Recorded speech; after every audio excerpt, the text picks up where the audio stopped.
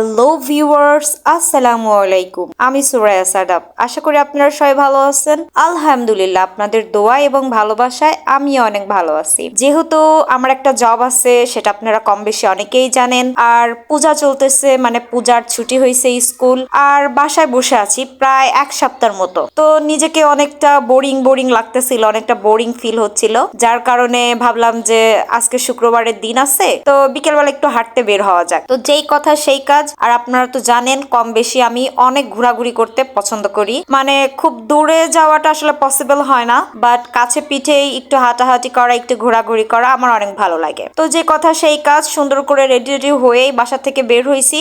আর আমি আর আপনাদের ভাইয়া এই তো সুন্দর মতো হেঁটে যাচ্ছি। তো কিছু দূর হেঁটে যাওয়ার পরে দেখলাম যে একটা মাঠের মধ্যে, আসলে ওটা স্কুল মাঠ না বা কলেজ মাঠ কিছুই না, আসলে আমি জানি না সঠিক, বাট ওটা একটা মাঠ। আর মাঠের মধ্যে এরকম হচ্ছে একটা সভা হচ্ছিল, মানে আলোচনা সভা। আর ওখানে হচ্ছে কিছু একটা রান্নার প্রসেসিং চলতেছিল। তো সেটা দেখে একটু আমরা লোভ করলাম যে আসলে খাবারগুলো কিভাবে দিবে, আমরা বাসায় যাওয়ার সময় এটা পাবো কিনা, যদি পাই তাহলে চেষ্টা করব নিয়ে যাওয়ার জন্য। আসলে আমরা বাঙালি, বুঝতেই পারছেন, মাংনাতে আলকাতরা পাইলে কেউ ছাড় দিবে না। তো ওখানে দাঁড়ায় এটা আলোচনা করার পরে দেন আমরা পাশে একজন লোকের থেকে জিজ্ঞাসা করলাম যে বিষয়টা কেমন। বলল যে সে নাকি জানে না। তো তারপরে আমরা আবার হাঁটাহাঁটি করা শুরু করলাম।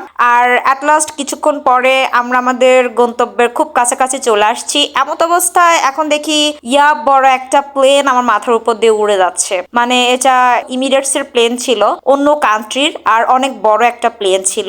তো যার কারণে ওখানে দাঁড়ায় একটু প্লেনটা দেখলাম। তারপরে এই তো কি আর, আবার হাঁটা শুরু করে দিব, এখন সামনের দিকে যাব।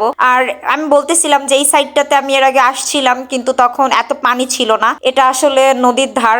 নদীর ধার বলতে সুইচ গেট, যেমন নদীতে সুইচ গেট থাকে, ওখান থেকে পানি ছাড়া হয়, সেই সুইচ গেট আর কি। আর এটা হচ্ছে একদম অজপাড়াগা আর কি, গ্রামের মানে রাস্তা আর কি। তো সেই রাস্তা দিয়ে তো দুজন হেঁটে যাচ্ছিলাম আবার সামনের দিকে। তো সামনে যেতেই আমি হচ্ছে সাইডে দেখলাম যে অনেক কাশফুল। তো আমি বলতেছিলাম যে আমি এমন একজন মেয়ে, এমন একজন বেচারি, যে কাশফুলের সিজন চলে যাচ্ছে, কাশফুলের মধ্যে মানে শাড়ি পরে একটা পিক আপলোড করবো কি একটা ভিডিও বানাবো, তার কোনো হেলদোলি নাই। তো যাই হোক, এটা নিয়ে কথা বলতে বলতে এখন সামনের দিকে আগায় দেখি যে খরা।